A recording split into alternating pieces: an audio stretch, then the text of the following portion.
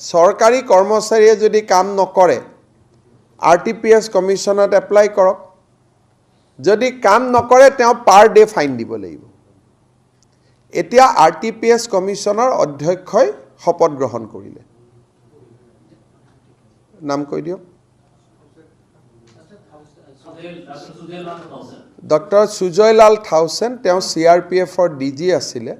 ডিমা হাছাও জিলাৰ আমাৰ অৰিজিনেল বাসিন্দা Madhya Pradesh কেডাৰৰ IPS officer he has been appointed as a first chairman for right to public service act chief commissioner এতিয়া কি হ'ব যেনেকৈ RTI মাৰে তেনেকৈ মানুহে ক'ব যে মোৰ পাৰ্টিৰ পাৰমিশন ইমান দিন হোৱা নাই কমিশনত এপ্লাই কৰিব তেতিয়া কমিশনে চাব যে এটো কোন অফিচাৰে পেলাই থৈ দিলে কোন কেৰানিয়ে পেলাই থৈ দিলে কামটো কৰিব পাৰ ডে 20 টকা ফাইন দিব লাগিব মানুহজনক Assam is the first state in bringing accountability to the bureaucrats এতিয়া আৰু সাংবাদিক পেপাৰ MLA মন্ত্ৰী কাৰো তাত যাব নালাগে পোৰ্টেল থাকিব যে মই অমুক তাৰিখে এনোকে এপ্লাই কৰিছিলো অমুক তাৰিখে মই পোষ্টমৰ্টেম ৰিপৰ্ট এপ্লাই কৰিছিলো অমুক তাৰিখে মই ৰেশন কাৰ্ডৰ নাম খলনিৰ এপ্লাই কৰিছিলো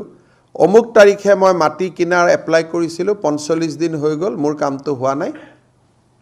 প্ৰথম ডিপাৰ্টমেন্টত এজন অফিচাৰ থাকিব departmental officer first appeal second appeal commission